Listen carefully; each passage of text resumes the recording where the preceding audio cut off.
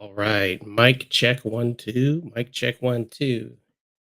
If anybody can hear me, could I get a 5 by 9 if I am clear signal out there?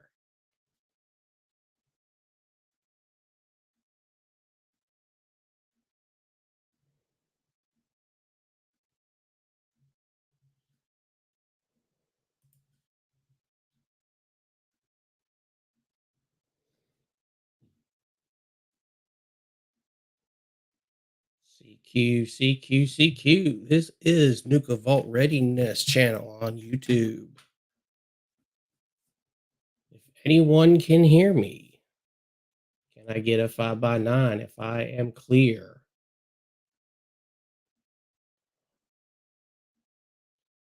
I got one thumbs up. That is awesome. I guess I am coming in clear now.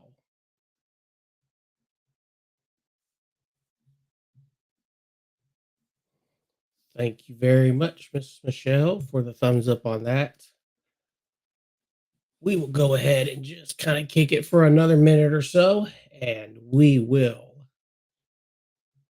see if we get a few more people in the room before we start out with kind of going over some basic comms, entry level stuff. It's kind of what I have on the board tonight. So,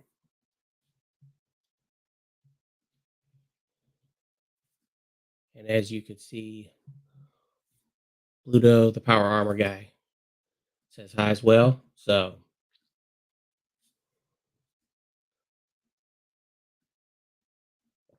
we will just again kick it back and give it another minute or two, see if we can get a few more people in before we proceed. And we'll start on some, again, just basic comms information. Tonight, mostly, I would like to just kind of explore how you would get into, or excuse me, how you would rather go about getting your amateur license. Just the very first basic steps, which happens to do with registering for your FRN number, finding a class, and then also finding if you and finding a local club or anything to take your test from. The Handy Ham, congratulations on your first live. Thank you, brother. Greatly appreciate it, man. Uh, First time ever doing live, so we're gonna see how this goes. Thanks again, though. Appreciate that. Also like your stuff, bro. Really do.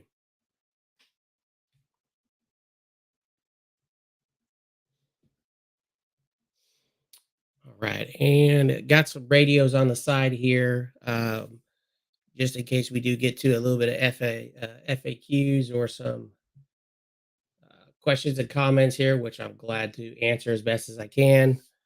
Uh, on deck tonight, we've got everybody's favorite, famous, infamous, however much, whatever you like about it. I know other people don't like it, but I tend to enjoy them. And excuse me here, and I will turn that down because that is blinding on the screen. So apologize about that, and we will try to get that focused. There we go. So we have the Baofeng UV5Rs here, and we will also have a Baofeng UV17R. This is the plus. This is not the GPS version, unfortunately. So, and this is the one I did the tiger tail, as you can see, videos with. So, all right, and we'll just kind of put those off to the side, guys. So again, all right, we're about 6 minutes in. We'll give it just exactly one more minute, and then we will go ahead and anyone on the replay crowd can go ahead and catch up with us then. And if they join in on the live, great. So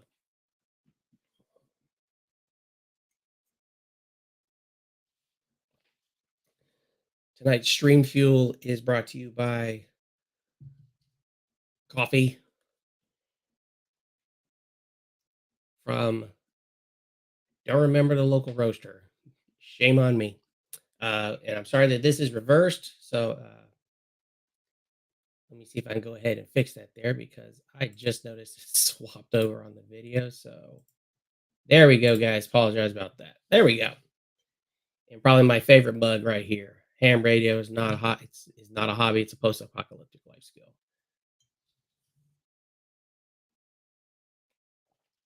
All right. Ricardo Bujijan. I'm going to butcher the last name, my man. I apologize. Bujijanja, I believe. Hello from Papa Uniform to Romeo Bravo Hotel. All right. Awesome. Glad you can join in and appreciate you, man. So, all right, we'll go ahead and get this kicked off. It's a small crowd, but sometimes small classrooms are the best. So, if you're finding this helpful, once we get into it, I implore you to share it to everybody and we can fill the room up, hopefully. So, again, welcome to the NukeVault Readiness channel.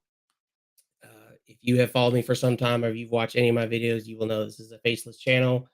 And Pluto, the power armor here, is my mascot. So he takes center stage pretty much in all the videos, minus whatever else I'm working on. With the first live, I feel like I can get maybe a little bit more personal so we can connect on a little more of an interpersonal level. So you may call me either the Vault guy, you may call me C if you like, or you could actually call me KI5, which happens to be the first three of my amateur radio call sign. I will go by either. And some of you on my subscriber list know me in real life, and that is perfectly fine. If you want to throw my real life name out there, I'm cool with it. I would ask that you just call me by C. But again, if you do blurb it out, no worries on that. So, all right. So today I want to talk about what is pretty much like the first steps to getting your amateur license. So if you've got yourself a radio and you want to get into whatever comms, either just emergency or you're actually looking at amateur radio, you buy yourself a radio, you can program it and you can listen in all you want, but you can't transmit, without that ticket, that license. So, what does it take to get your amateur license? Kilo Kilo 7, Papa Romeo Zulu is the handy ham. All right. Appreciate you, man. And I will be taking y'all's call signs down. Hopefully, you will hear from me on the waves, airways at some point. Thank you. So again, you've got this and you're using it to listen in, or maybe you're using it for other radio bands. I do know that sometimes UV5Rs are bought in bulk when it comes to using them for GMRS frequencies, especially for overlanders, ATV, and stuff like that. And again, these are not made to be GMRS radios. You could technically do that. You shouldn't.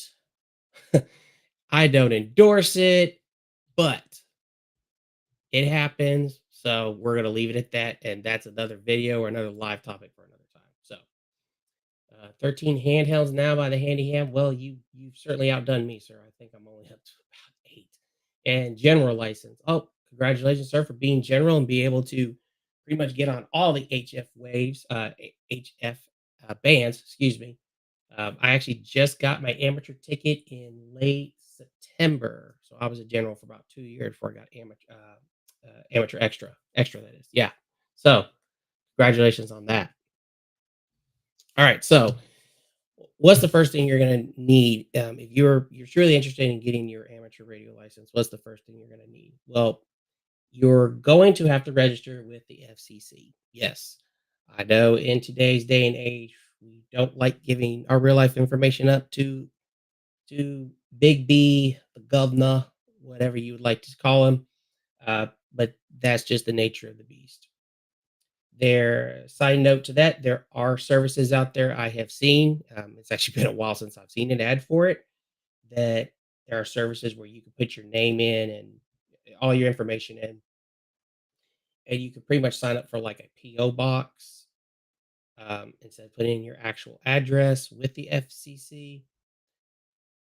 I'm very wary on that because I've never looked into it personally. But of course, according to the rules and regs, you you should be using your actual physical address, especially if that's going to be the place where your shack is located. So um, that's all I'll say about that. There's again that seemed a little iffy to me, but never explored it myself. I have a couple of GT5R bow fangs, nice clean fangs. GT5R. So is that a redone or a kind of like an upmake model of the UV5R? Because I do know these guys are considered, the quote unquote the low of the low, dirty spurious emissions, and that again also is another topic for a different day because I found a couple blogs about those that says otherwise. So, all right, so we'll move on here, and you'll be sharing. I'll share some screens here in a second. So let me make sure I am on the correct one. Let's see here. So we are going to get the first one up. So again, you are going to need your it's called an FRN, Federal Registration Number, and it gets signed with the FCC. All right, so switch over here. All right, so you should be able to see now, hopefully, on your screen. Someone can give me a thumbs up, and hopefully that has the pages popped over correctly. You should be seeing the FCC's. Um, it's not their main website. I believe it's called the Course. What is it called? Um, it is. It's fcc.gov/cores/user login .do. Again, that is login Delta Oscar. Um, and this is where you would sign up for your FRN number. And I'm going to do my best here to zoom in and not mess it up. So let's see if I can do that here. So as you'll see, oh, perfect. It does work. You would need to register, and you could do that right here. Need a username. You register again, you fill out all your information. And then once you set up your username and password and whichever other credentials you need to fill out, you would just log in under here. And you can then, uh, once you have gotten a license, this is where you would log in and you could see your official copy. You could get, you get your official copy of your license, and then you could actually get a copy of your license, which oddly enough look exactly the same, but the copy states on the paper that this is not the official license, but it looks exactly the same. So go figure. Uh, So that's all you have to do to get your FRN. And you're going to need that FRN to register when you are signed up or signing up rather for your amateur license, your technician license, because your FRN is unique to you personally and it follows you uh, throughout your amateur radio quote unquote career, how long ever you stay in the hobby. That again, that is your unique identifier. So, and then if you could see also on the lower right hand side, you could also blow that up just a little bit there. You could search for public FRN information. If you happen to know someone's FRN and someone's call sign, you can look them up. Again, address, everything comes up because it is public information. To some people, that's a no no. Again, with especially with today's age, uh, that you that they don't want to be giving their information out, to big B, but it is what it is, and it's just again, it's the nature of the beast. So you have to pay the FCC. I'm sorry, you have to pay the $35 FCC fee once for all three levels. That is correct, Handy Ham. I appreciate that. Yeah, throw that little bit in there as I was getting to that. I just didn't quite get there yet when I was talking about the to get to the levels yet. You are correct. Uh, FRN, you are paying the FCC now that to uh, for your amateur license quote registration, technically the FRN.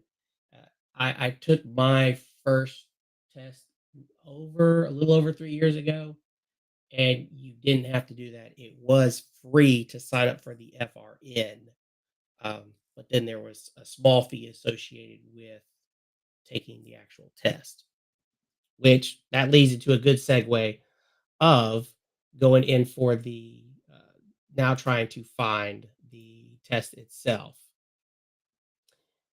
And before we do that, let me show you another FCC page, which I will also copy it for y'all and put it in chat so you can go ahead and copy it off or go there and leave the tab up yourself. And it's going to be this one right here. We're going to do a different screen share, and we're going to show you this one.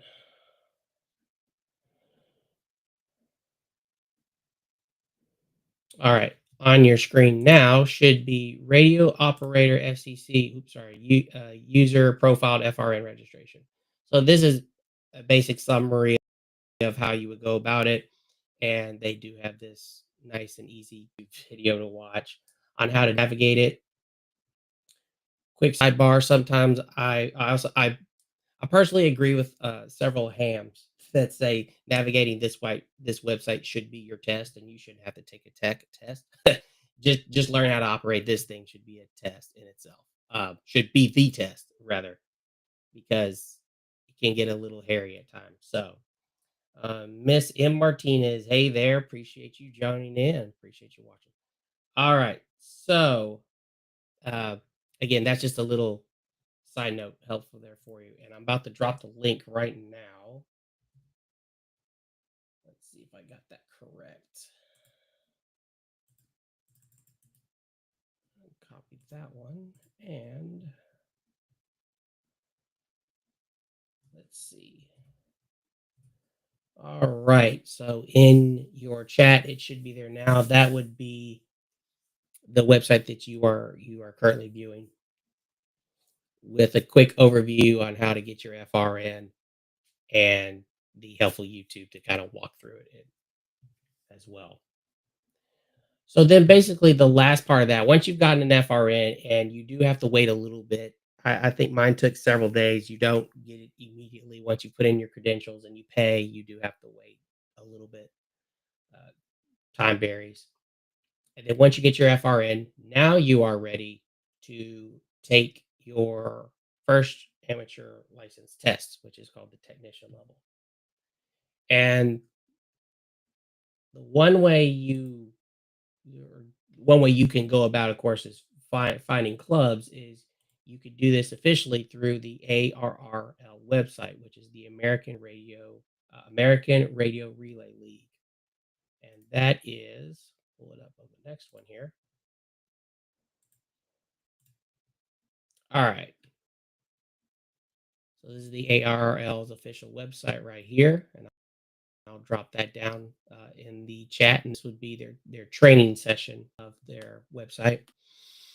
And here, as you can see, you've got all of information here: the info, forms, youth licensing programs, courses, training, what's ham radio. You want to learn the background of ham radio itself, programs, volunteer examiners. If you ever become interested in helping uh, administer tests for other hams, exactly how to get licensed, newly licensed. This is a plethora of information. You could literally get everything else you need right here. There's other blogs, there's other videos out there, especially if you're a visual learner. I totally would implore you to watch other videos on the subject so that you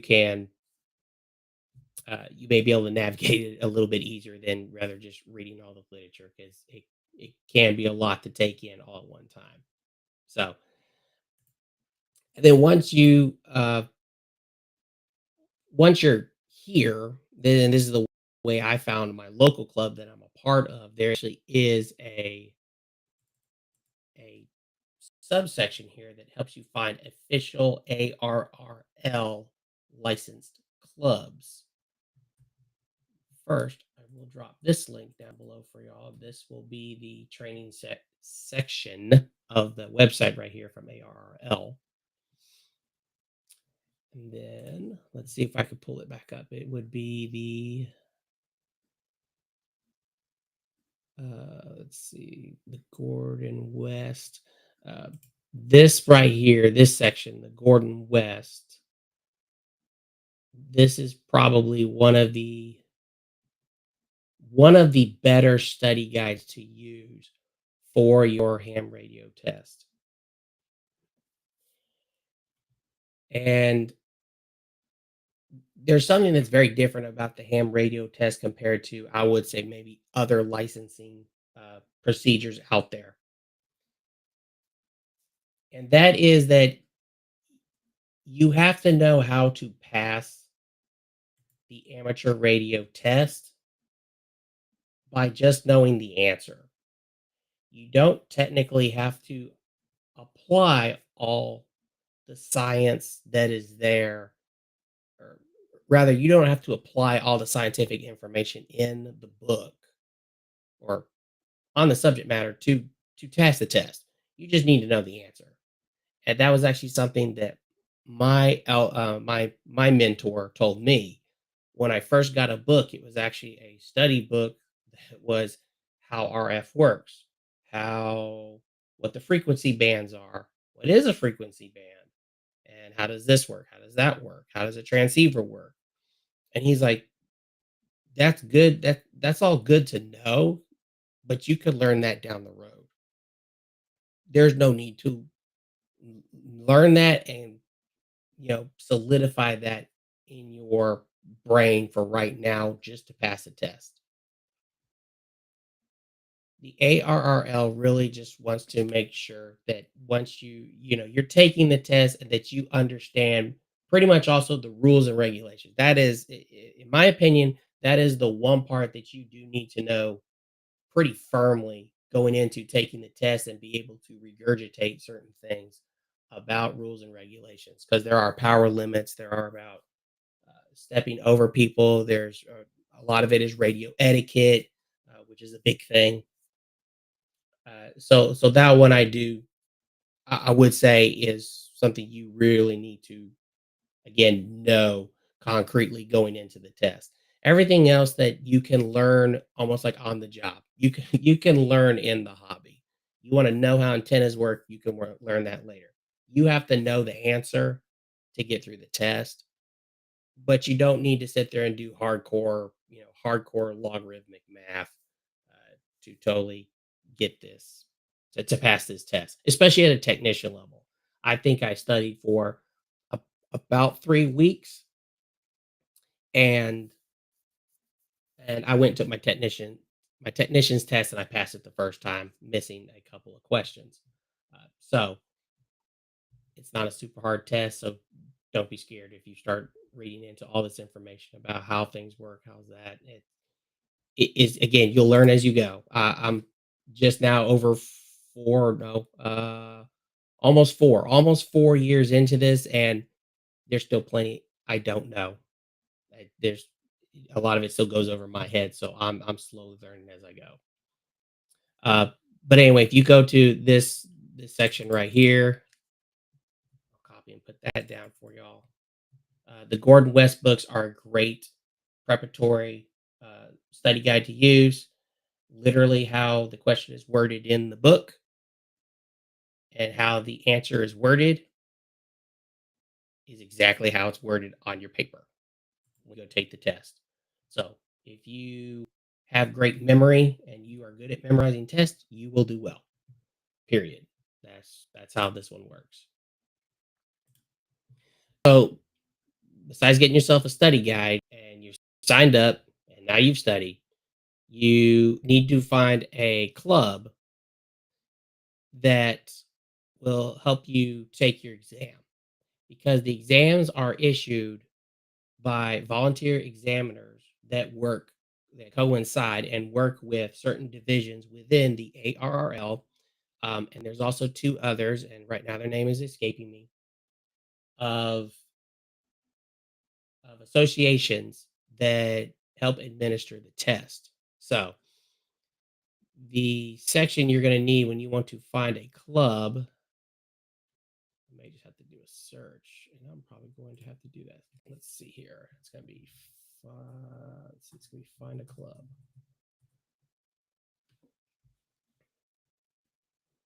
All right, and I typed in the website search up here, find a club, and it's this first one. So I will link that as soon as we get to it.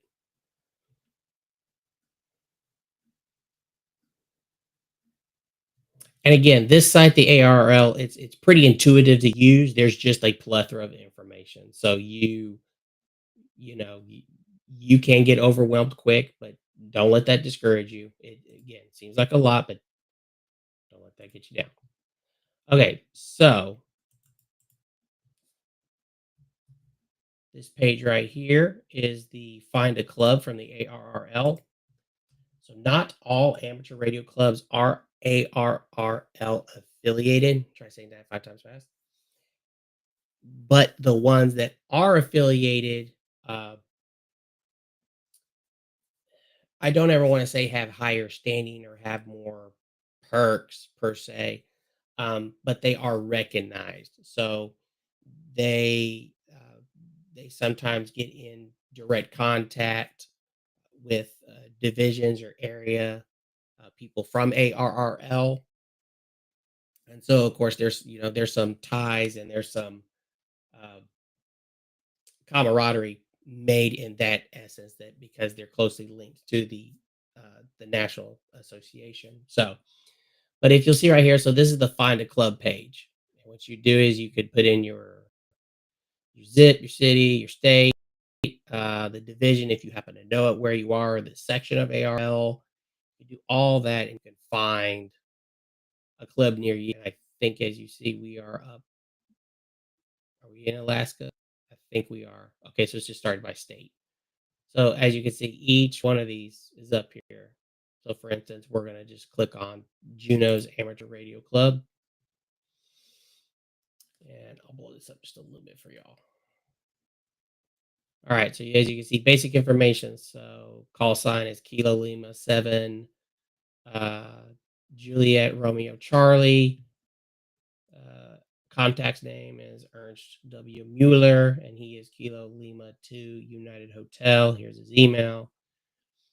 Uh, gives their every club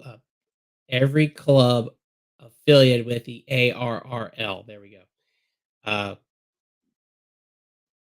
puts out, I believe, sometimes an annual report on their member roster, or how many are in the how many members are in the club. What is it they're doing mostly, which is down here. I'll get to in a second for their specialities and services offered. So Uh, Meeting time first Wednesday monthly. You see at 6:30. I'm sure that's local time in Juneau. Meeting place. Contact them. See section there. Alaska affiliation date. They were incorporated as an affiliation in July 20th of 1977. And then here you go, speciality. So if you had come across this club and you say, "Hey, I'm in public service or emergency uh, MCOMs, emergency communications," well, as you can see right here, they do that, or that's one of their specialities is public service and emergency. So they're into contesting, digital, DXing, which for those not familiar with amateur radio, DXing is for us here in America, that's when we make contacts outside of America, and that's anywhere else worldwide. That's called DXing. General interest for radio, again, public service emergency. Repeaters, repeater towers, and such like that. Maybe they either have their own or maybe they like to work repeaters a lot. It depends. And VHF, UHF mode. Those two bands are very uh, common with handhelds, and that is I don't want to say more common because everyone's got their own thing that they like to do and mode they like to use. But VHF, UHF is very, very common for local communications, local comms. That's also known as the 2 meter and the 70 centimeter bands. And UHF also includes the radio service of GMRS, which is not covered by amateur radio. Totally different thing, but but it's there. So it covers in the same bandwidth. So, Mr. Kappa Karma Muse, hey there. Hey, man, I appreciate you dropping in. Appreciate it. Appreciate it. All right. And where was I? And anyway, so then after that, you can see the services also they offered. So this is one thing you would look at as well is you see entry level license classes. So they do hold in-person classes on how to take the test, the material you need to study, etc. General or higher. So they obviously also offer general or extra classes, which is your second and your quote second and third level of amateur radio test. License test sessions. So there you go. That's what you're going to want is they offer testing sessions there so they can administer your ham radio test. Mentors are there. Repeater. I don't know why that's under services. Very possible it's under services, so they may actually have a repeater tower and a repeater machine to use. And TFI RFI committee. I am not 100% sure what that means. I apologize. Anyway, and then as you go down, you can see here club statistics. Their members are 55 members. All members are voting members. Voting licensed amateur members. So 54 out of 55 are licensed voting licensed amateur members. I wonder what the difference is there. Voting members and amateur. Okay, that's interesting. And voting ARRL members. So 42 of the members in this club are also um, have paid their yearly dues for to become part of the national level ARRL. And this isn't the case for every club, and it's been a while since I've gone over this before, but because you are a member of a local radio club, and if they are not ARRL affiliated, that does not mean you are automatically ARRL affiliated just because you're in a club. Likewise, you would have to find this out from your local club. If the club is ARRL affiliated, in instance here, this Juno one is, if you became a member of the Juno Radio Club, do you get to automatically be a ARRL member? You need to clarify that. I do not believe because you become part of an affiliated club, you automatically are a national ARRL member. Um, Again, the club I'm a part of is ARRL affiliated, but I joined the ARRL before I even got into a club. I joined when I got licensed, and then I was kind of flying by myself for, I don't remember, I think like 2 or 3 months before I finally found a club to talk to, and then join. Otherwise, I was just kind of playing around on radio um, until then. So, uh, then at the last part of the page of any radio, any club you find here, they'll put their profile pictures or who they are. So as you see, secretary, contact secretary, editor is Mr. Ernst, and then treasurer is Mr. Scott Novak. At here's their call sign, and that's pretty much how this works. So then you can just go and find a club in your area. Um, yeah, that's pretty much how this works. And this all again relates back to you need to find a testing session. Now, again, you can either find it through a club, which I did, and the session I test or the club I tested with is not my home club. I tested with a club that's like on the other side of town, like 35 or 40 miles away when I first got licensed. And then, like I said, I kind of was by myself for a while before I found a club closer to home that I really enjoy. And then I got to talk to those guys more. So, club, excellent resource. Highly suggest you find one. Even if you are not licensed yet and you are interested in getting your amateur radio license, find yourself a club, become part of a club. Highly suggest it. All right. And then, probably last thing that we would need to, that I want to go over with everyone is let's go back to the licensing, education, and training here. So, there is one. There's the license and the info. It's been a while since I've been on here, so apologies to that. But there is one where you can find where you're going to take a test, and I believe it's here. Let me see.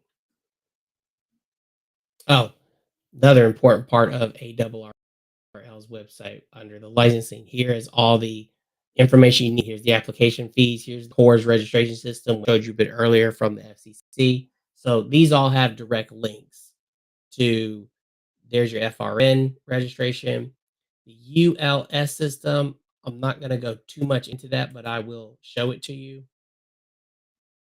It's another general page from FCC here, and this kind of shows you how to get started with the ULS. I believe the interface looks almost exactly the same to the other thing we were talking about earlier. So, all right, trying to find out where I'm trying to remember where I know it's find in a club, but I do remember there is a way to find just a testing session. So let's type that in the website, and there you go. Finding an amateur radio license exam in your area. And I will copy and paste that into chat at this time.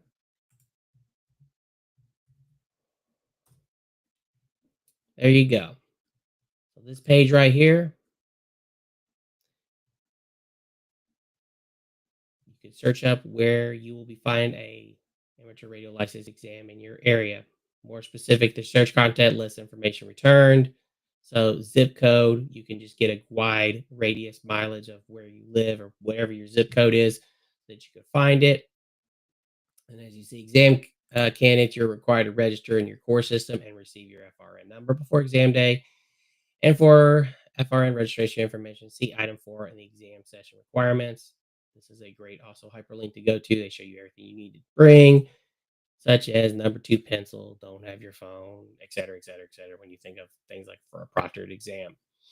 And candidates can go directly to FCC Core's user account and registration page add here, and you can watch those tutorials. I believe this is the same YouTube video or thumbnail you saw earlier from the course thing here.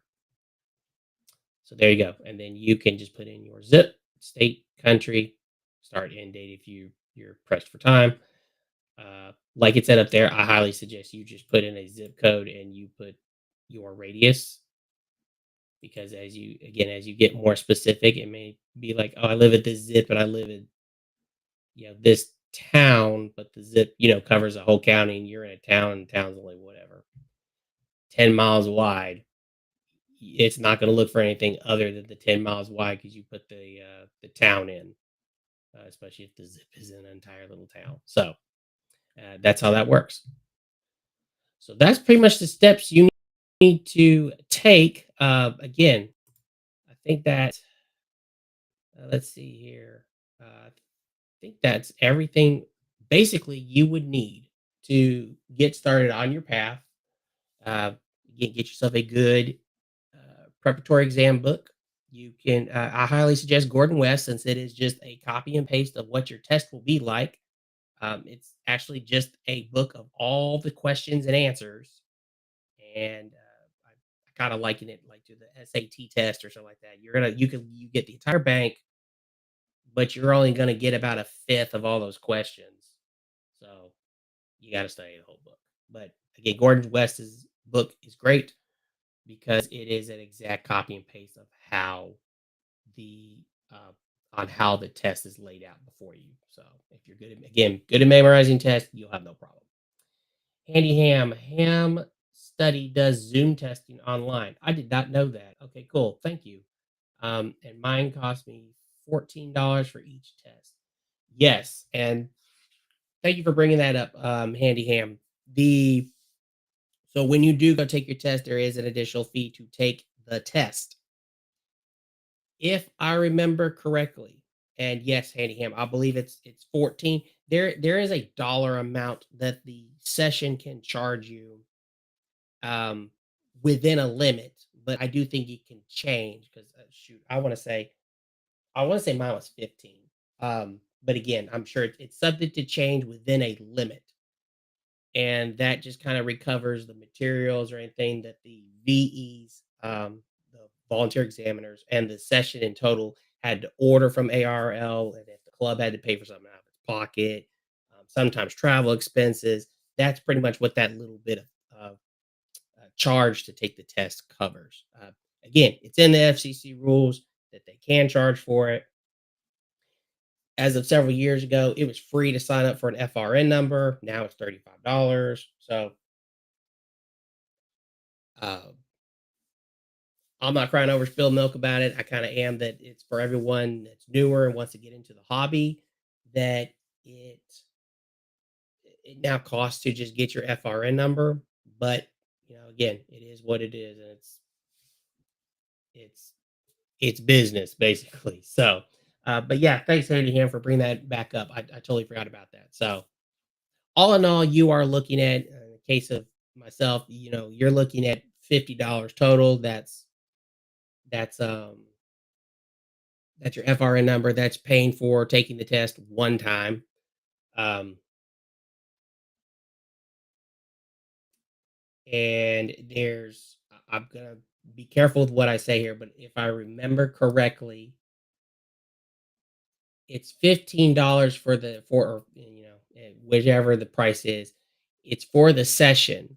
If you turn around, get your test checked, and it failed, I believe you are allowed to turn around and take a different bank of questions, another test with a different bank of questions in the same session, and you do not have to fork out the same fee for another bank of questions and to get the little Scantron bubble in. I do not believe so. I will make sure I go back and clarify that. And if I'm wrong on that, I will put it in the comments. I don't want to mislead anybody to think that it's $15 every pop. If you fail your Scantron, you owe them another whatever, 15, 14, 10, whatever it is, uh, dollars because you failed and you got to get another Scantron. Uh, I do not believe it works that way. If I'm wrong, again, I will put that down in the comments and correct that for you guys. So, I think I'm sorry. Let me see here. So nowadays we're talking 15, 50, $35, $35 for the FRM. Getting ahead of my math here. $35 for FRM, 15 in my case again to take the test. So that's 50. You do all that, you've passed your technician, your first amateur radio license, and now you're licensed to get on the air. And what does your first entry level technician's license get you? Well, mostly it's going to be VHF and UHF, the things that your handhelds, pretty much all handhelds, operate on. Your again, your 2 meter and your 70 centimeter band. So your technician covers you for that. It covers a certain portion of HF, which is high frequency radios. I know it's on the 10 meter, and I believe part of the 20 meter. I do not have my band plan in front of me, and I have not committed that to memory yet. It's 10 meter, part of the 20, if I remember correctly. And I think you can also work 6 meters with a tech license. So you have several band options. So let's see, Miss Michelle R., did you pay for any testing materials? So testing materials. So besides a book, yes, I did buy. I actually own a Gordon West book for when I took my extra exam. Did you pay for? Okay, to study. Yes. So I bought the Gordon West book for the extra exam at Amazon at the time. I believe it was $22. Um, I believe it's $22 on Amazon to get the physical book. Of course, you can do ebook. I am not a big ebook study guy. I do not like that. I like to have physical books when it comes to study because I highlight and mark in them forevermore. Uh, but there's other things too. If you're not a physical book person, you can use things like Handy Ham here just brought it up again. No cost for ham study. Yes, ham study is another one. There are free websites out there, and they just charge for the test sessions. Oh, okay, that's good to know. Handy Ham didn't know that. Um, and I'm sure that when you're talking about test sessions, I'm sure those are proctored. Again, I did not take any tests via online. All of mine were in person. I just used, of course, online study guides and the Gordon West book to study. Uh, which I guess brings up a great point. And we've got a little bit of time left, I think, for the evening. So I will go ahead and bring one of those websites up. And uh, again, this is a great opportunity to bring this up. So, Handy Ham, first, I wanted to shout you out and thank you for bringing this up about ham study. I'm hoping this is it, sir. It's going to be the hamstudy.org. So, I will drop that link and we're going to pull it up here on screen real quick. And hopefully, I get this right. It does look very familiar. I've probably only used this once or twice, and that was back for my general. Um, Yeah, I believe that was for my general. I believe it was. And then there's another website I will bring up here in a second that I personally used. Again, Handy Ham, thanks for that. So there's the link for the hamstudy.org that he's speaking of. I believe most of it is it's Flash. Okay, cool. Thank you. I just want to make sure I got the right one. Um, it's flashcards and it is laid out just like the test, which the entire amateur radio testing is in multiple choice. So the second website is going to be called Ham Radio Prep, and this is the one I have personally used for all 3 levels. Then, uh, sorry, I'm trying to pull it up on the side. What we got? Okay. They make an antenna called a signal stick for your handheld. Okay, I have heard of signal sticks. Okay, now this sounds familiar. Okay, thanks, Andy Ham. So this is the guy who makes the signal sticks. Cool. So I have or maybe one of the guys I have seen, yes, on YouTube, uh, different type of antenna. Thank you very much for pointing that out.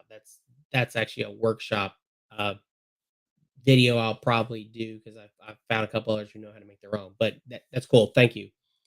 Uh, so the second website here for a good study website is going to be this one right here, and I'll drop this link. So hamradioprep.com. I use this one for all three levels of my testing, and I even took their I think they still have it. There is a Baofeng quote unquote master class. Let's see here if it's still here. That is so there are your levels that you can just learn before you buy them. You can read the reviews. It's very, very intuitive website.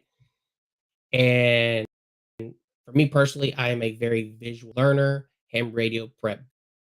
They have little diagrams and pictures and stuff like that to help you to help explain like bounce for frequent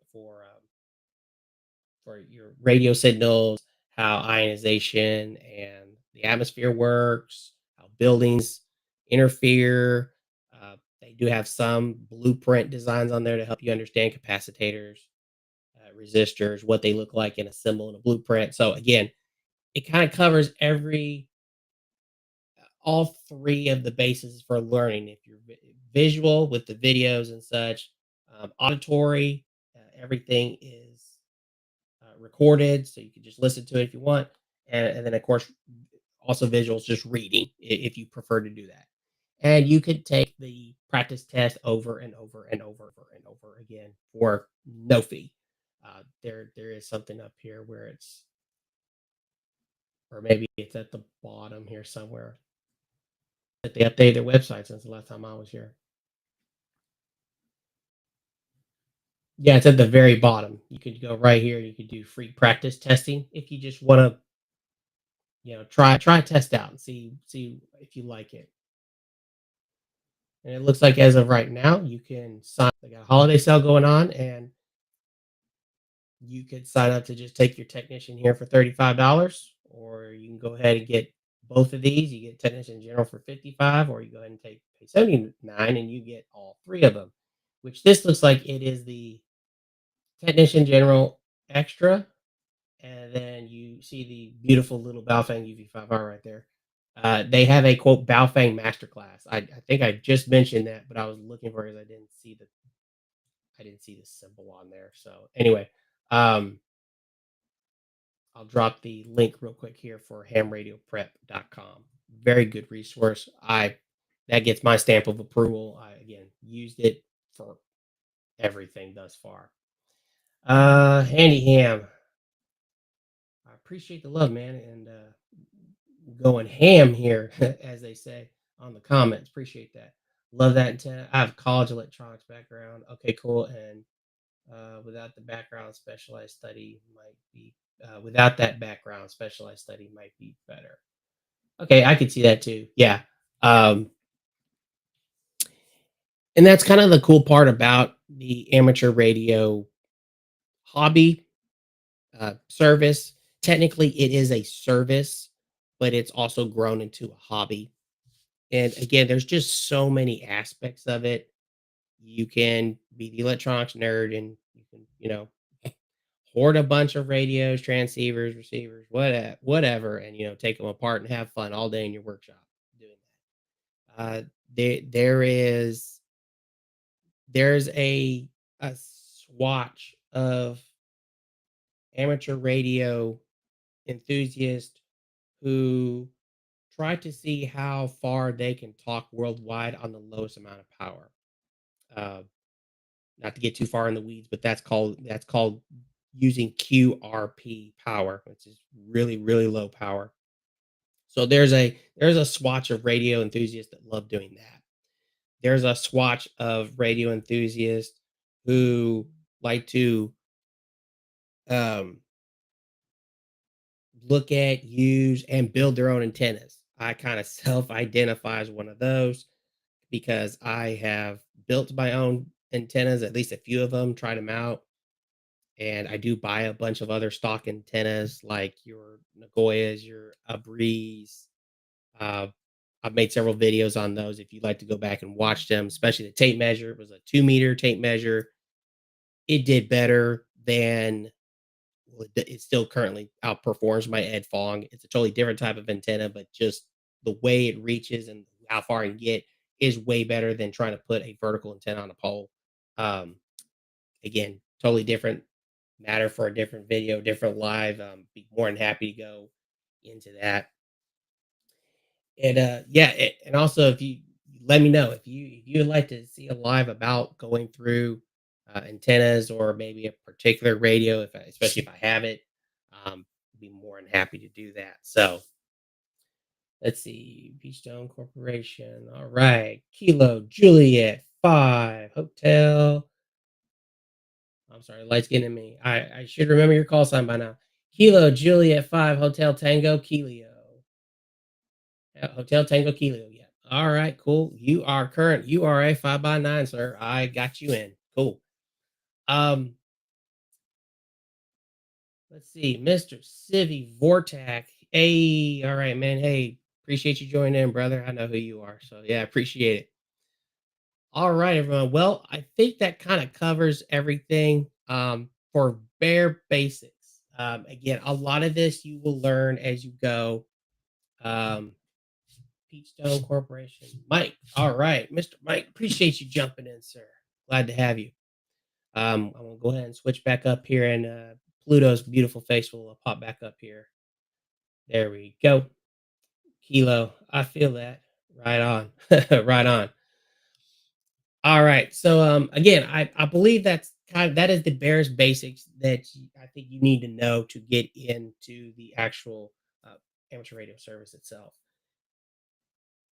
Again, as my mentor told me several years ago, you don't have to know everything.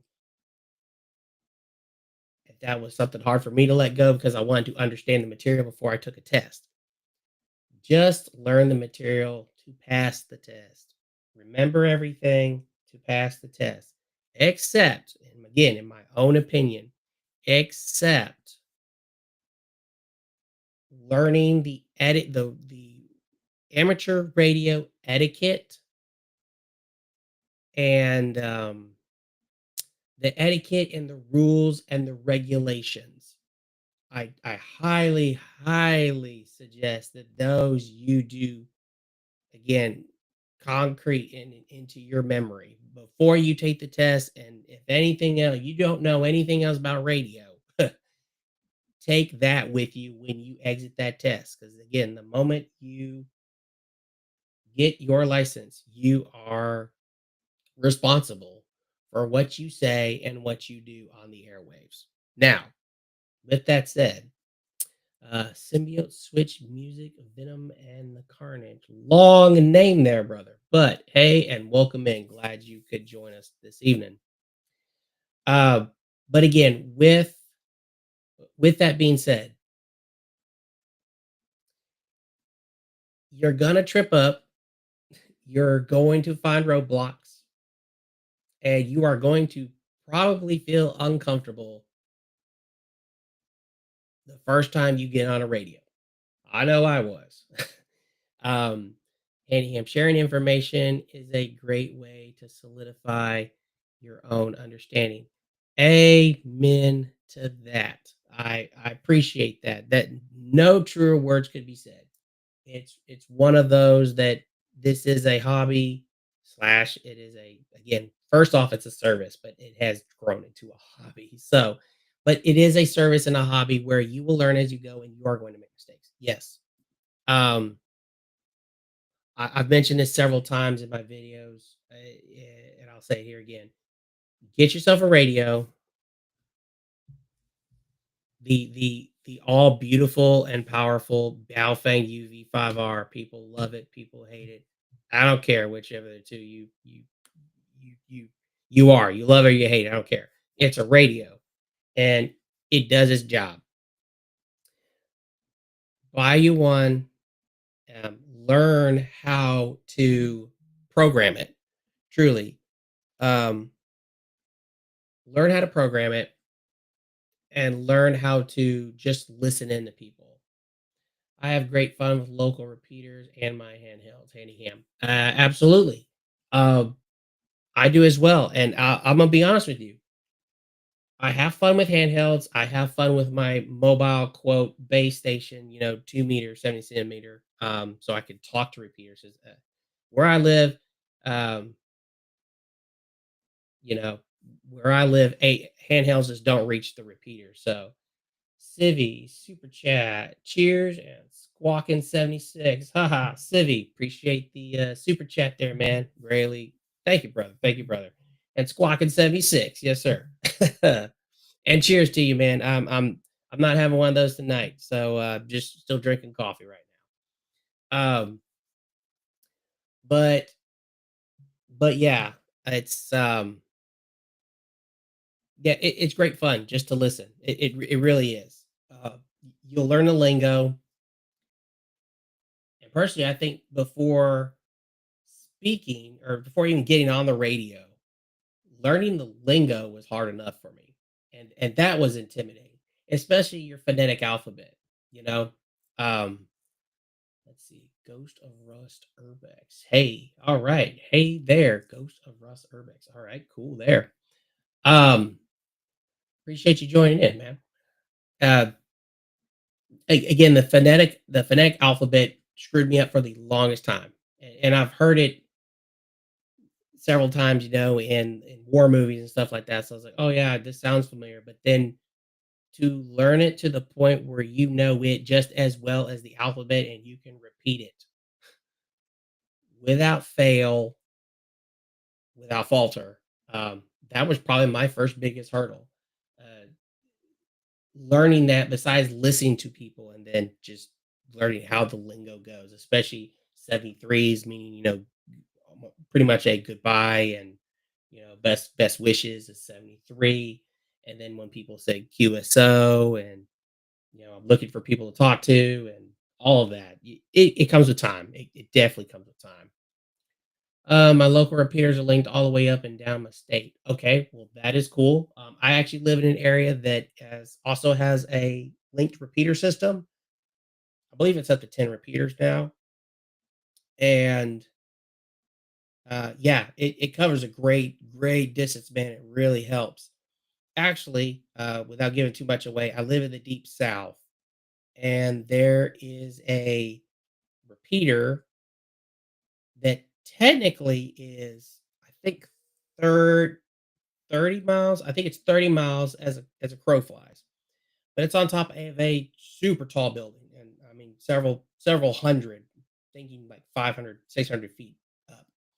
Anyway, I remember one of the coolest experiences I had just listening in was I was listening to the Alaska Morning Net.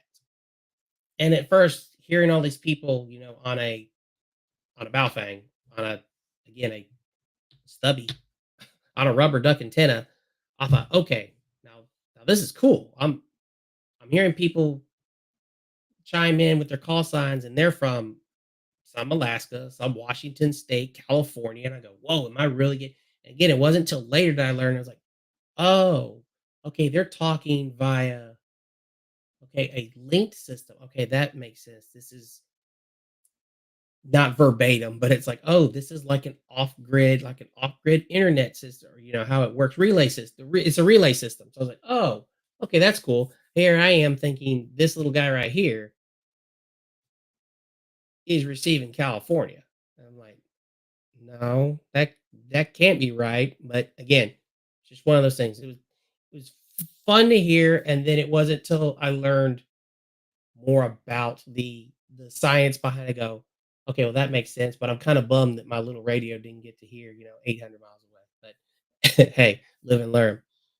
I have talked to people hundreds of miles away on my handheld, and yeah, that's definitely something you could do, handy ham. When you've got a great linked system.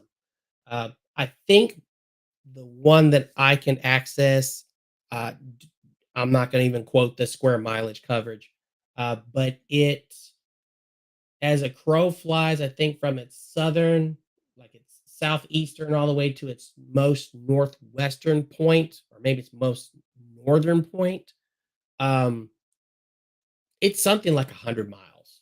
again as a crow flies. So then between that 100 going in the other opposite direction, so northeast to southwest, it's also something like a 60 or 80-mile span. So it's a good square coverage when it comes to those linked relay systems. So definitely helpful.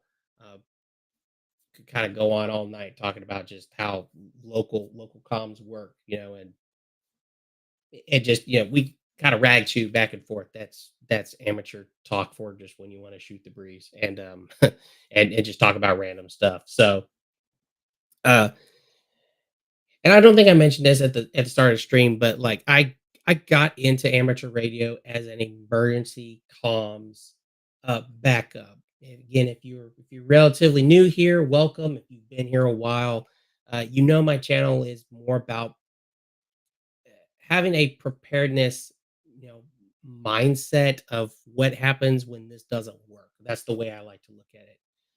Michelle R. Neat. Yep, it really is neat, isn't it? Um, and so that was one of the reasons I got into it, and also I had a family member who was very prepare minded oriented. There, I'll get that right eventually. Um, got eating coffee hasn't kicked in yet. Still, uh, it, that asked, have you ever thought about doing this? And at first, I said no, and I remember what amateur radio is, and of course, I played around with FRS radios. Eventually, I got a CB radio, but again, it was just one of those things I kind of did here and there. And when they said, "Well, hey, you really maybe want to think about this, that you kind of like doing things like that. You like knowing how to do bushcraft, outdoorsy stuff, survival stuff. Maybe you should look into it." So I did, and I have to tell you, as the more I kept watching videos on it, got the books, read into it, the bug bit me, and I'm like, all right, I really want to do this.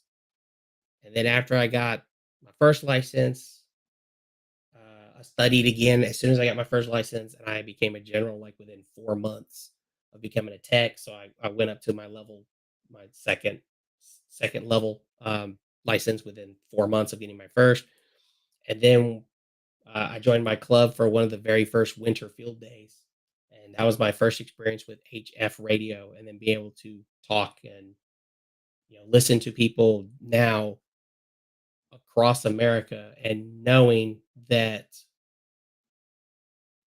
the way we're communicating is with a radio and a piece of wire hung from a tree, and and it's not via a repeater. Don't get me wrong, repeaters are cool, uh, but there is something about how, I dare say, something kind of archaic can still provide the basic necessity that we need, which is communication. And that sold it for me right there. And hence, I've kept diving further and further and further into this. Um, I like doing radio reviews. I like trying them out, uh, but I also still stick strongly on the how efficiently can I do this job with as little equipment as possible, and that's kind of the stage I'm at in my amateur radio service hobby, uh, I guess career, I guess you could say, or where I'm at right now is I'm trying to kind of like pull myself back and go back strictly to emergency comms and see what I can do and also what I can make. Like I said, building antennas.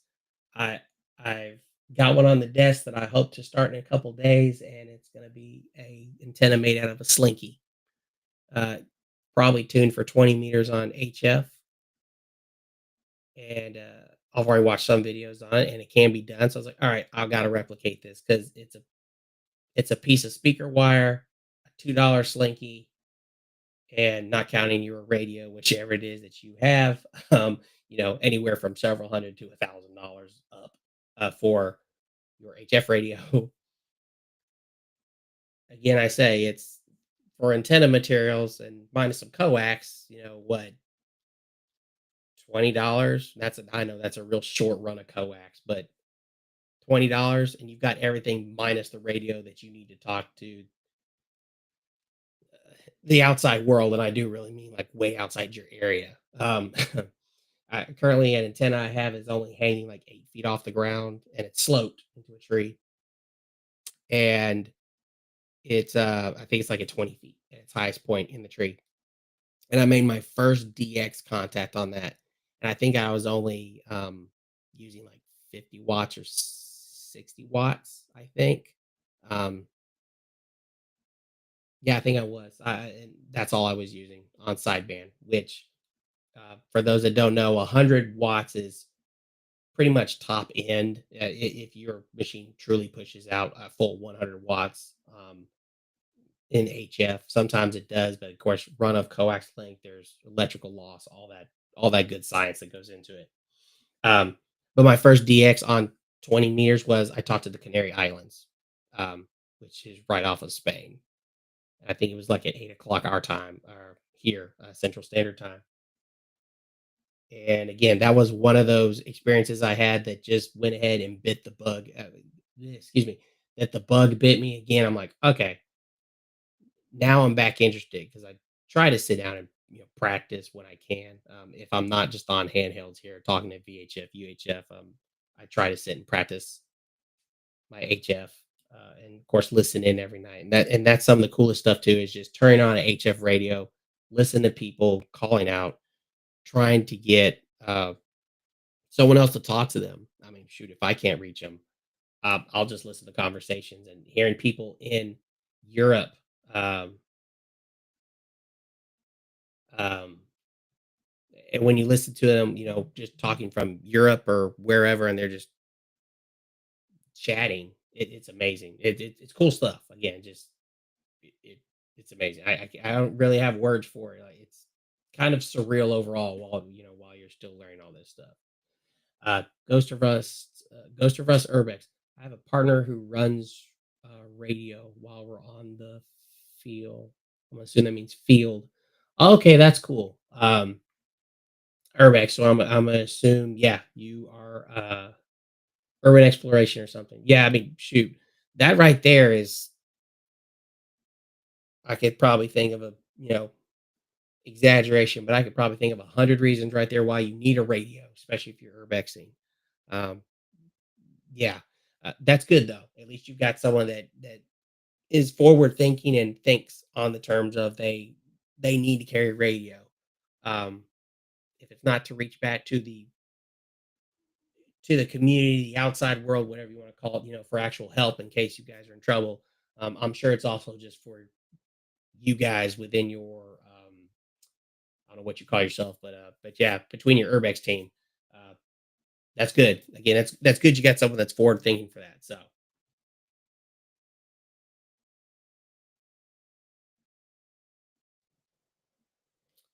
all right, here. So, well, guys, if there is, I'd like to hang around and I will rag chew for a few more minutes with y'all, and then probably gonna go ahead and we'll close it up for this evening. Really appreciate everyone that's been here, kind of letting me do my best on a presentation here to show y'all what you kind of need to get started in the amateur radio service, how you can at least go about getting your first license. And you can have big goals when you get into the service and this hobby, but start out the basics. That's what I got to say. There's a lot to learn. And I once heard someone say, you may pass away. You may pass away before you finally understand everything, or at least everything you would hope to understand when it comes to amateur radio. And actually, that falls under just the science and art of radio in itself. It has concrete formulas, it has concrete calculations, but then there are just some things that can't quite be explained. And then there are things that are just out of your control. You could try to make your signal get out there with a handheld antenna where you're physically moving the antenna, and an inch will totally screw up your entire setup. It's frustrating, but then when you get it working and you've worked those kinks out, it's an amazing feeling. It's totally cool. So anyway, uh, let's see here.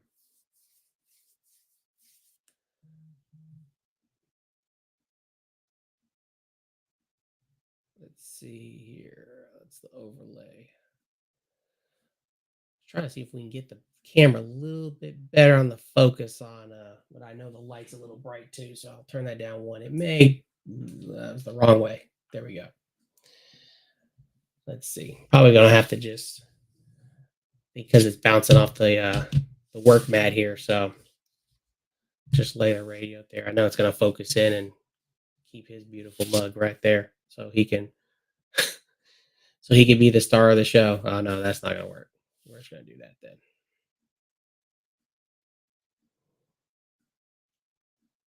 There we go. I know that going back and forth is blurry. That blurry bouncing back and forth is annoying. So let's see.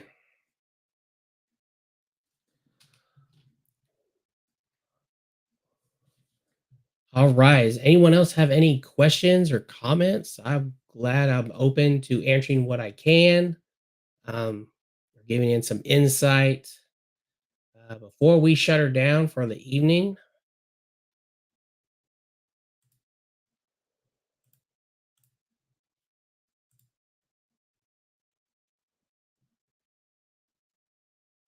Yeah, everyone that has joined in this evening, I greatly appreciate you joining on the stream. Ham, I want to appreciate you, man, for jumping in. Again, everyone that jumped in and anyone that did put in, especially I believe it was Mr. Civi. I'd have to go back through the chats. Mr. Civi for the super chats. Greatly appreciate you, man. Everyone that is here was tuning in. If you do not know, I'm very thankful and very happy to also announce that the channel has reached a little bit of a monetization level. Uh, so we do have things open. There is memberships available now for the channel. If you're interested, I just appreciate y'all being here and sharing give me the chance to share the knowledge that I can. I'm not an expert. I still learn every day, but we do have to learn from each other. As Handy Ham said that earlier.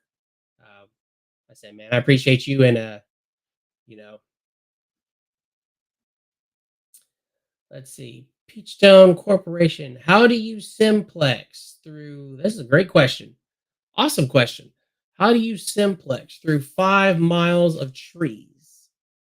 All right. Well, cool. So I'm gonna say there's two rules to this, but there's one hard and fast rule. And when it comes to that, I guess Peachtree, or I'm sorry, Peach Stone. I'm sorry, Peach Stone. So you don't mind me asking, it's 5 miles on Simplex. It's 5 miles on Simplex, but how tall are your trees? I guess that's the big question. I'm gonna give you the general answer, and if it's I'm sorry, I asked you the trees, how tall are the trees, and also what band or yeah, what band are we talking about using? Because that also depends. Anyhow, it's all about learning and having fun. It is. It truly is, man. Again,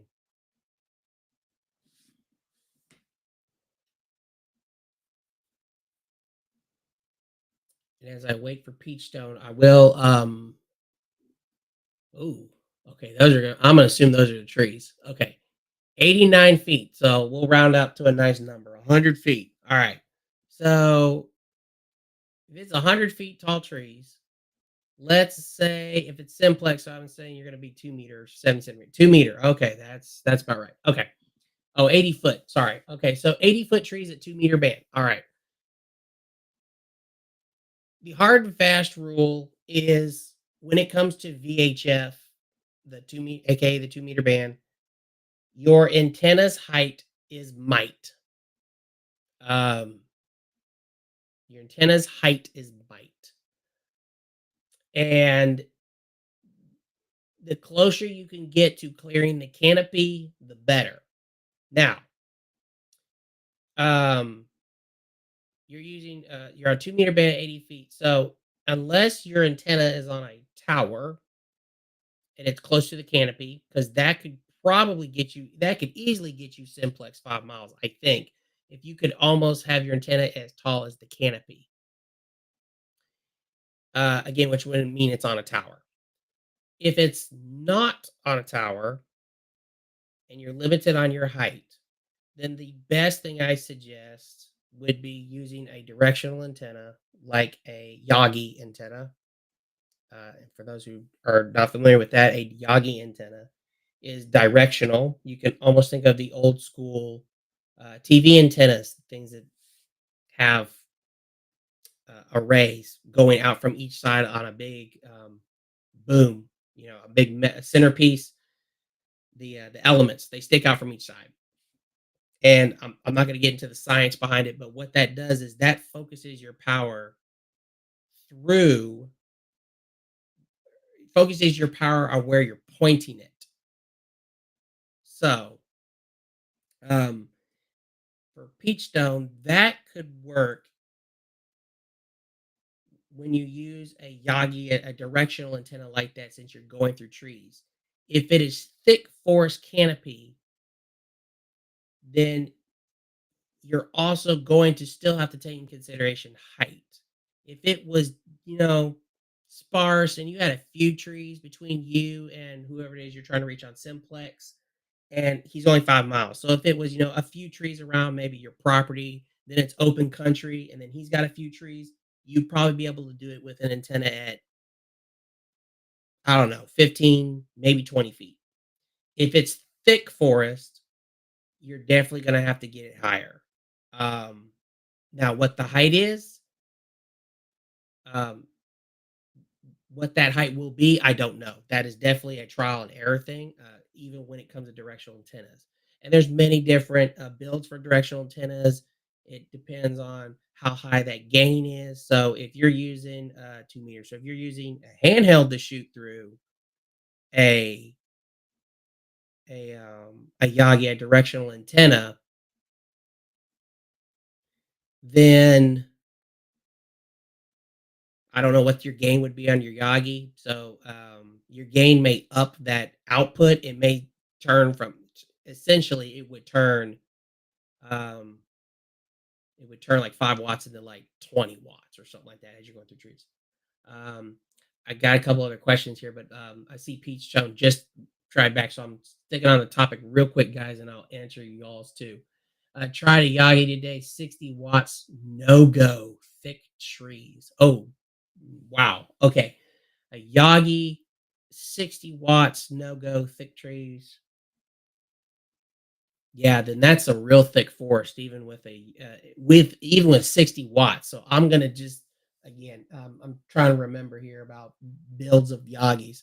If you even get so much as a 3 dB gain, which would be twice, it basically would output almost like quote twice your power is what it would be the same as. It's not really boosting power. There's a science again behind this. That means you're shooting 120 watts through thick trees and still at 5 miles. He couldn't get you. He couldn't hear you. Then I'm gonna have to say your height is gonna be your friend. I don't know what you had it at your Yagi at for height. You could start incrementally raising it, but Um, I would probably shoot bumping your Yagi up at least 10 feet.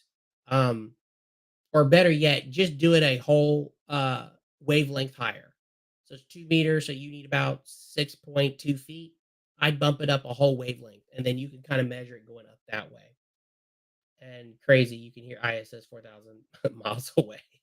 Yeah, I've seen videos on that too. A Baofeng UV5R handheld and a dual banner, like a 2 meter and 70 centimeter stacked Yagi can talk the ISS. I know it's crazy. And yet 5 miles between you and somebody else in trees is just blah. Yeah, crazy, isn't it? All right here. So let's see. Um, Let me see here. I'm gonna go back real quick because I did see that. Handy Ham, I go through 7 miles of trees. I remember when we talked about this. I mean, I'm sorry, I saw you message about your your tree situation too, Handy Ham. I go 7 miles through trees to a local repeater on my 10-watt handheld. Well, And there's something else to be said too about it's still within the same band, but it's hitting a repeater. And then my question is, how high is your repeater? I'm kind of in the same situation that I could take a Baofeng here with a rubber duck, go outside the shack, and I have trees all over my property. And there is a repeater about 30 miles as a crow flies, but I can hit it on 5 watts. And my trees are about like peach stones here, about 80 to 100 feet tall. That, at least the canopy is, and they're thick. Some oaks and some are just real tall pines. But I can hit that repeater 30 miles away from me, no problem. Every time. I may not get the best signal out when I have a signal report, but I can hit it every time. The repeater is, or the antenna rather, for the repeater is sitting at like 450 feet up. So it's trumping the not just a little bit of the curvature of the earth, but it's trumping the trees. So even me in the trees, it can hear me. But again, my signal isn't the clearest when it comes all the way, or at least when it goes out, and then someone tells me they can hear me, but it's just not that great. Again, it's all positioning, and there's a science behind that. We could definitely delve into that um, at a later live and another video. I'd like to do some educational videos on things like that. Um, I did see that Ghost of Russ and with a Redivis RA89. Okay, well that's cool. That's a radio I hadn't checked out yet, handyman. So I need to look at that. Ghost of Russ Urbex. I had a question. My partner has a license, but I don't. And what if I fell down in a hole and I couldn't get out? Could I use his call sign, emergency call for help? All right. So if the technically in an emergency situation, the rules and regulations pretty much go out the door when it is for life, when it is danger of life and limb. You are then allowed to pick up your buddies. I'm assuming it's a ham radio. You are able to pick up your buddies ham radio and find a frequency, or especially if you hear someone talking on one, and basically hit the button to say Mayday, Mayday, and give your uh, situation. Now, again, that when it comes to life and limb, I will tell you this: that I've read this and I've heard this in other videos too, from readiness communities, um, other radio channels, such like that. So this is kind of across the board. If you happen to still have a working cell phone, um, they always say just use that. Now, we all know cell phones fail.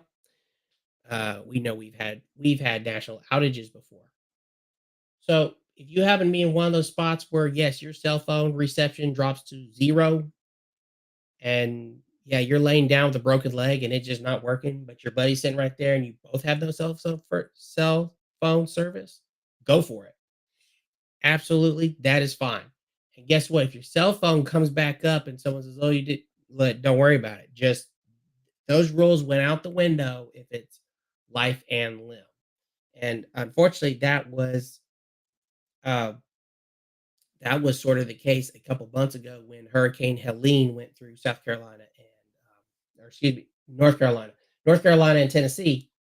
And some of those people that are up in the mountains like that, pretty much in Appalachia, they had little handhelds like the UV5R, and they were checking in on local nets that were running, and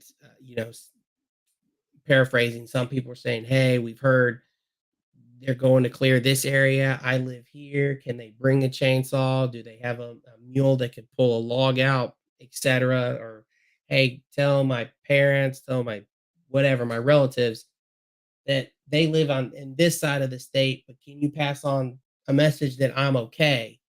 My cell phone service doesn't work, but I heard y'all and I'm calling in, So it does happen. So when it comes to that, yes, absolutely. Just take your buddy's radio and use it. If it came to that, yes. But again, if you have cell phone service and it works, preferably you use the cell phone. It's if it is the absolutely last resort that the rules and regulations don't apply to you when you have to use it. I hope that that kind of clears it up. So, and handy cam, your antenna should be above the trees or at least in a clearing. These radios are line of sight. Uh, True. Yes. If you're talking about UV5R and like Baofangs, handy cam, yeah. Technically, all HEs are made to be quote unquote line of sight because that's when you think of just like little FRS radios or business radios, they're line of sight in the same building on whatever sporting event, etc. Um, the only advantage is if it is a amateur radio and you happen to have a repeater tuned in, yeah, tuned in, and your antenna is good enough, and you can hit a repeater, that gets you your that's your advantage. Is you have a radio that could reach a repeater tower, or, excuse me, a repeater. Doesn't matter how high it is, as long as you can reach it. That's all. That's all good. You can do that. It's the same with certain GMRS radios. Again, a different service, but they have radios that can be programmed to hit certain repeaters within their own frequency band. But the point still stands. GMRS radios are made to be point to point. I mean, line of sight radio to radio. But if they happen to be able to hit a tower, they can.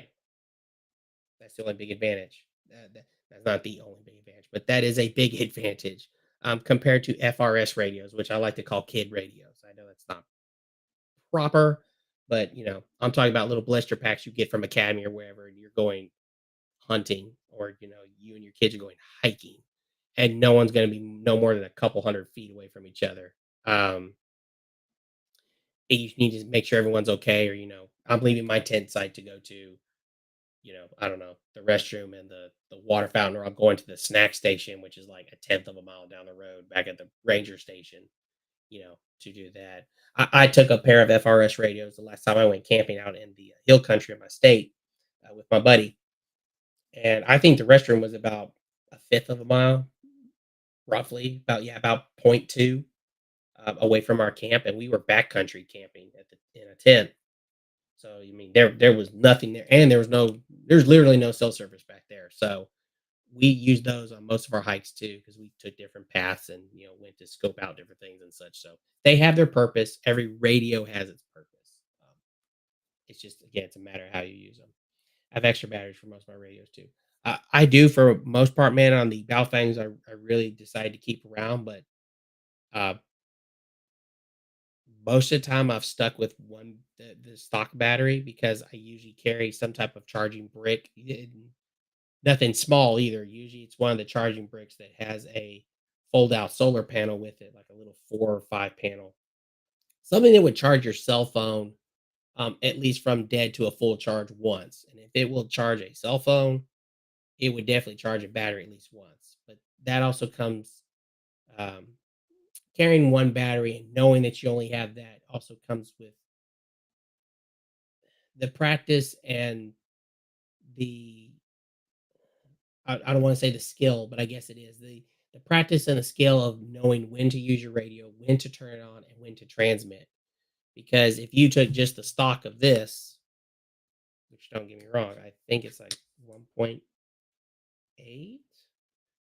milliamps. I can't remember. I want to say yeah, or 1.8 milliamps. I'm sorry, 1.8 amp hours. So it's 1.8 amp hours. And if I remember, a UV5R uses 1 amp when you're pressing the PTT. So, when you're talking and you're going to press this down, you technically could hold this.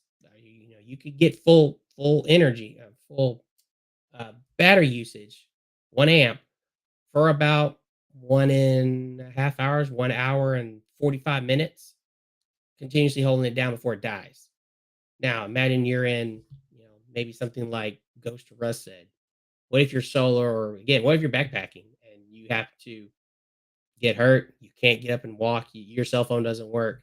You got to make this battery last, unless you're carrying that solar charger or whatever it is. You can keep charging this up, which is kind of how I plan a go bag is something that can keep charging it up, and I keep charging it throughout the the days if I was, stuck at camp or wherever. You just gotta practice the time of when to use it. Turn it on to listen for things. Talk if you have to, or if you can, um, or otherwise, just again turn it on for monitoring, which is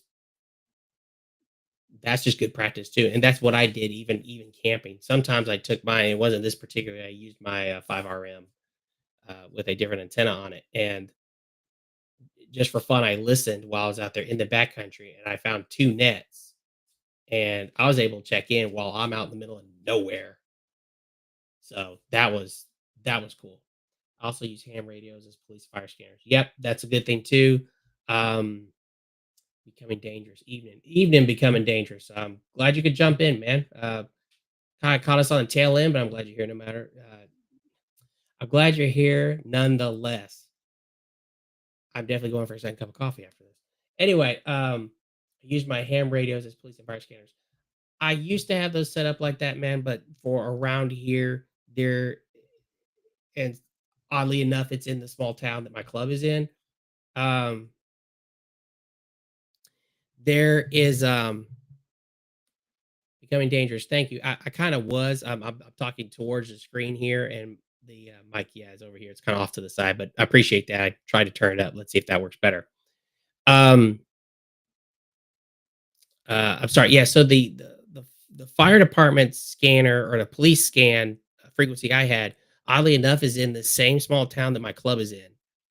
And for around the area, it's one of the very few small town police departments that did not put their frequency on a trunking system, on a type of encrypted trunking system so that you cannot listen in with an amateur radio or anything that you can plug the frequency into.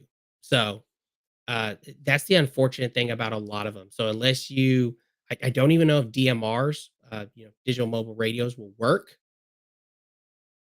uh, if they're even going to work on the trunking systems. I believe they're supposed to be so encrypted that the general public using amateur radios or anything like that is not going to be able to listen to them.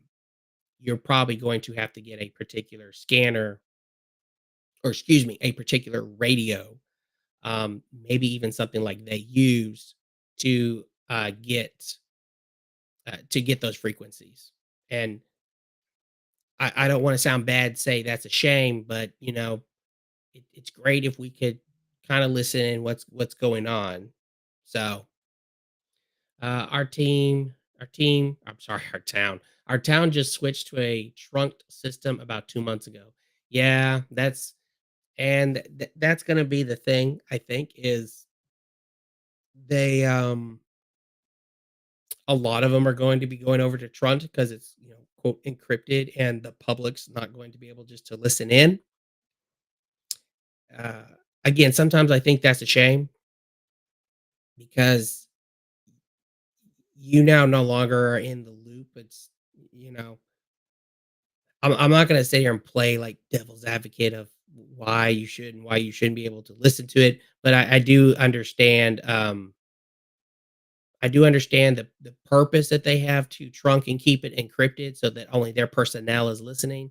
But I can also see where it's really helpful for the people that are going to be responsible and licensed or not, because you don't need a license just to listen. Uh, but for the people who are going to be responsible with the radio to listen in and kind of find out or to know what's going on in their community, especially if, again, there's a manhunt or, gosh, there's a 5 alarm fire breaking out and you have to be someone that can go help. Yeah, it's a shame that you won't get that information like that, and especially when it hasn't been released to the public yet. Handyham, rural areas still use UHF VHF. Yeah. Again, that's the case for my club's little town. It's pretty rural. It's actually growing quite fast. And it's I think I said fire department a second ago, and let me redact that. I believe it's actually the police state, the local PD. They they were on a shoot. I think they may still be on a frequency that we amateurs can just plug into our Baofangs and listen to. I actually have a club member who does that, and he likes to boondock a lot. So he's on there, just listening in what's going on in the town. So again, I think that's a good thing. I really do. What there's ways you can still listen to PDs, but it is digital. Here, I can listen to the local metropolitan PD, but I have to do it over the web, in some type of browser because I haven't downloaded apps or gone to programs to actually do that stuff. But yeah,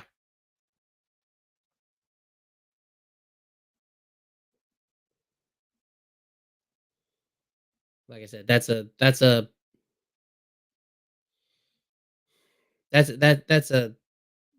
devil's advocate kind of um, topic, But anyway, again, it is what it is. And we just got to do what we can do.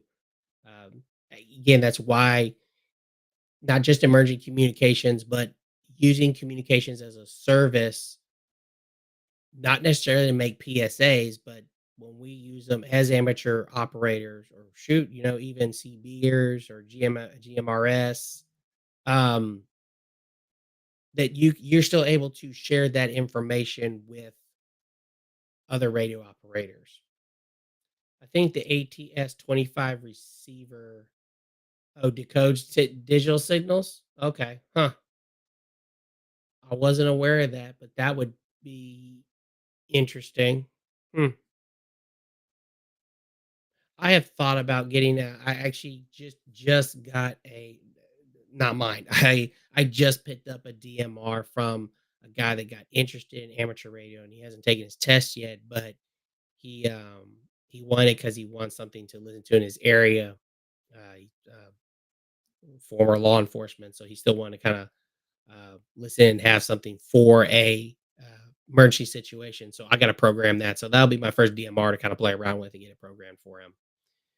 Bearcat makes a scanner that decodes trunk systems. Okay, well, that's gonna be something then I will look into. I I've thought about getting a scanner, and again, I know you can on certain ones of this, but this is analog, so uh, very expensive. No doubt. If it's all digital and all that, I can totally understand that it's expensive. There's Yeah, there's just there's no way it's going to be cheap. All right, I'm sorry about that. The camera is bumping back and forth. Let's just move guys out of the way.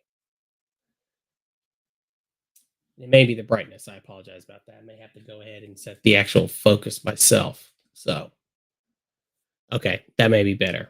Sorry, it's a bit darker, but that may be better there. So, good information though, handy hand. Appreciate that. And yeah, good information. Becoming dangerous. Like I said, I thought about a receiver, just haven't got there yet. Haven't bit on that hook.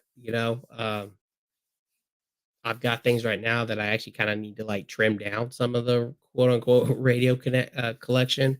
I've got a lot of handhelds, just like Handy Ham. But I said it earlier. I'm trying to like rein myself back and to go, okay, why did I get into ham radio?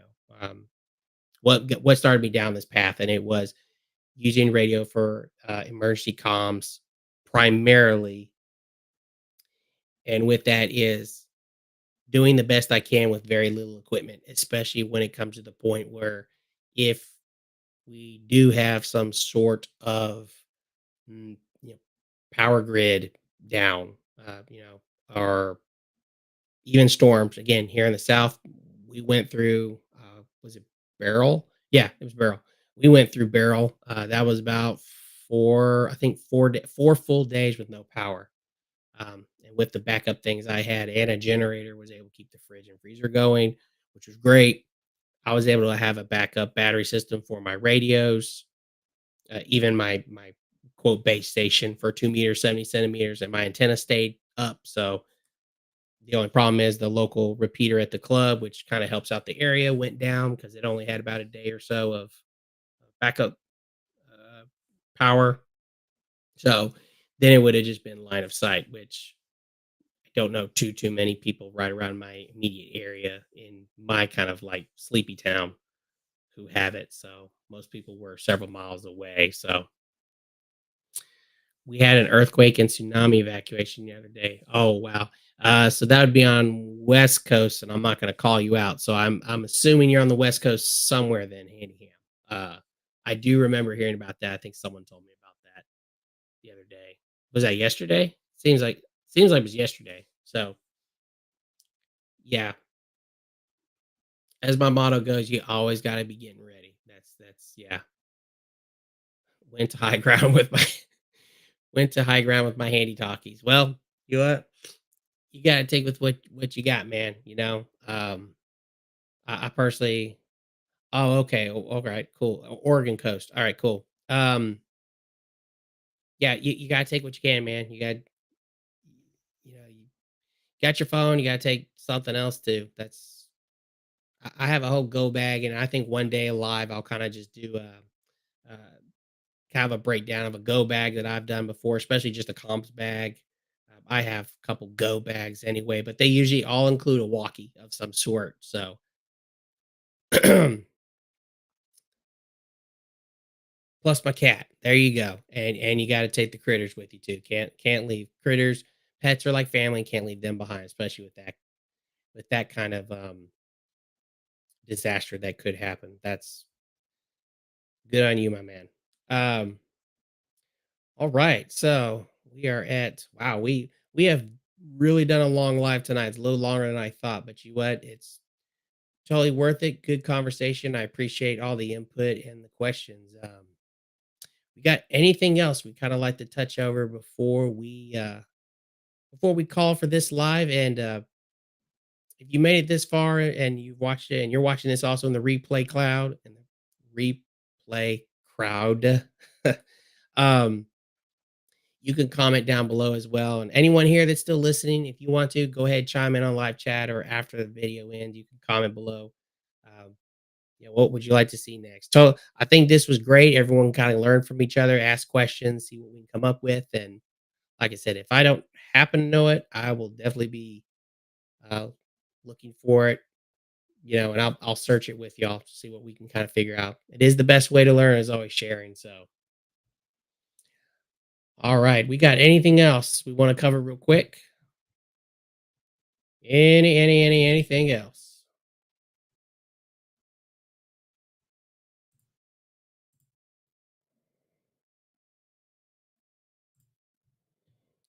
I mentioned it. I mentioned it earlier. If you have not considered it, the memberships are also open on the channel now. You can subscribe, and then of course also join. There's some extra perks at play if you decide to join the channel. So just want to throw that out there.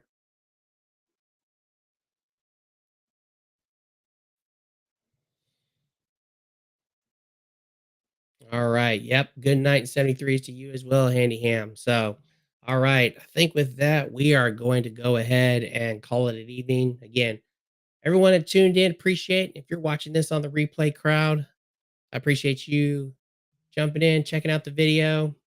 And again, as always, until next time, always be getting ready. This is NukeVault Readiness. Wishing you a 73s, good evening, and Godspeed.